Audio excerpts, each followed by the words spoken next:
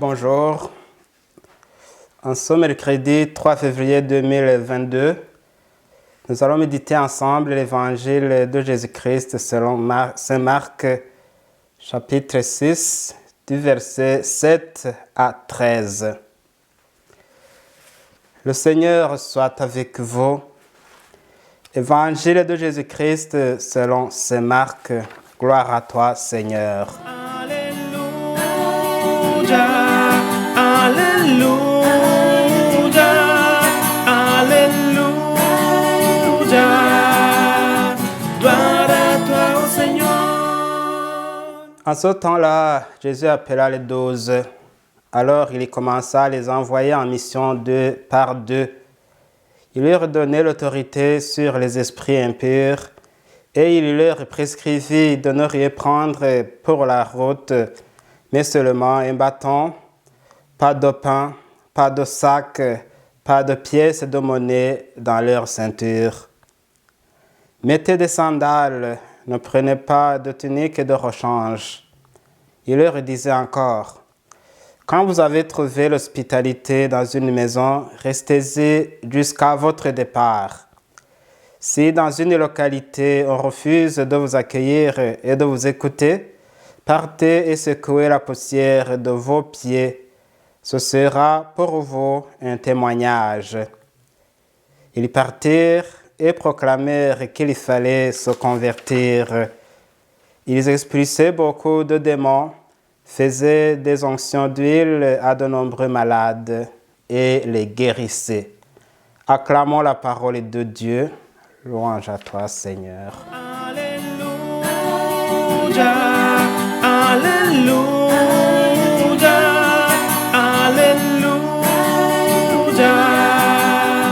Gloire à toi, ô Seigneur. Frères et sœurs, en lisant la Bible, nous remarquons qu'à différents moments de l'histoire du salut, Dieu décidait de choisir et d'envoyer ses messagers.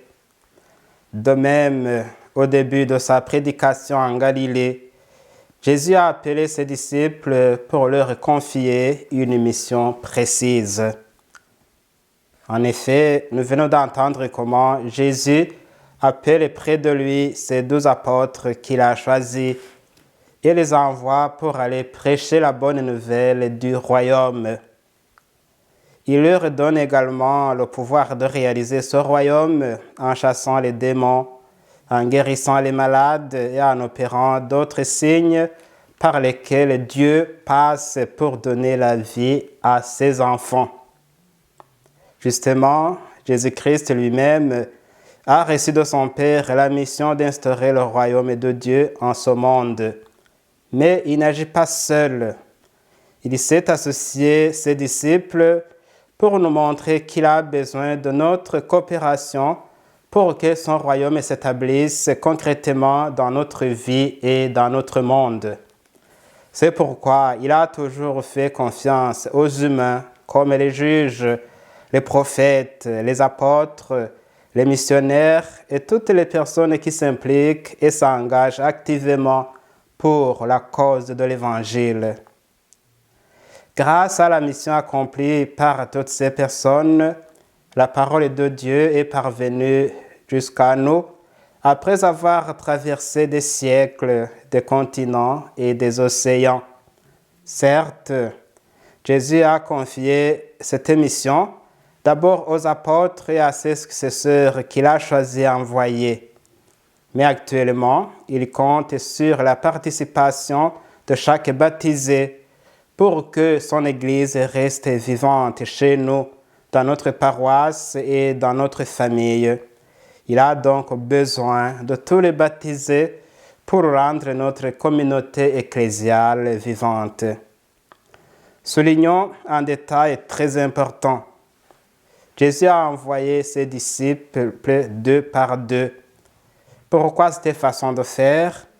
Juste pour que, selon la tradition juive, leur témoignage soit légalement valable.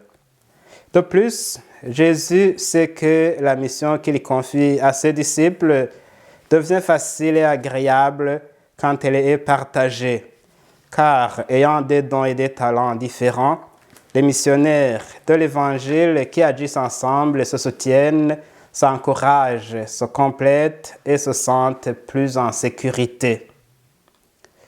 Nous retenons l'exemple des premiers chrétiens. Pourquoi ont-ils réussi à faire reconnaître Jésus-Christ et son évangile malgré les persécutions et les contrariétés? Simplement parce qu'ils travaillaient ensemble et mettaient leurs biens et leurs talents en commun.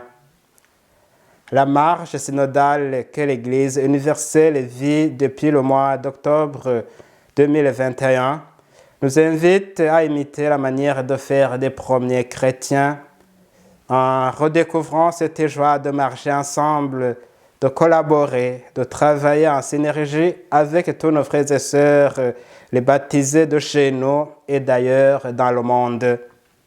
Le moment est venu où nous devons nous souvenir que nous aussi, nous avons une part de responsabilité dans la mission d'annoncer la bonne nouvelle de Jésus-Christ.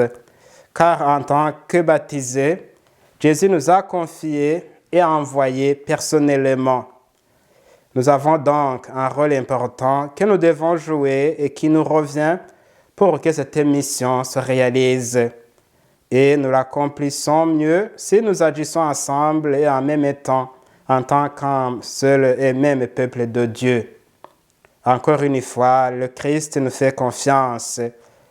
Peut-être que nous avons peur de nous donner entièrement parce que nous ne sommes pas sûrs d'être à la hauteur de la tâche qu'il nous confie. Cependant, gardons courage. Jésus-Christ qui nous appelle et nous envoie est avec nous. Faisons-lui confiance. Son Esprit Saint nous guidera et nous fortifiera. Il nous donnera les grâces nécessaires pour accomplir sa volonté.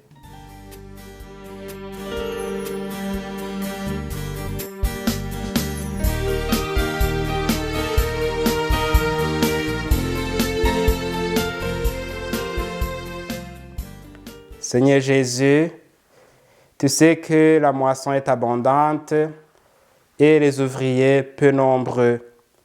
Choisis et envoie encore de nombreux ouvriers dans ta moisson. C'est Dieu qui est source de bénédiction. Maintenant, je lui demande de vous bénir. Le Seigneur soit avec vous. Que Dieu Tout-Puissant vous bénisse, le Père, le Fils et le Saint-Esprit. Amen.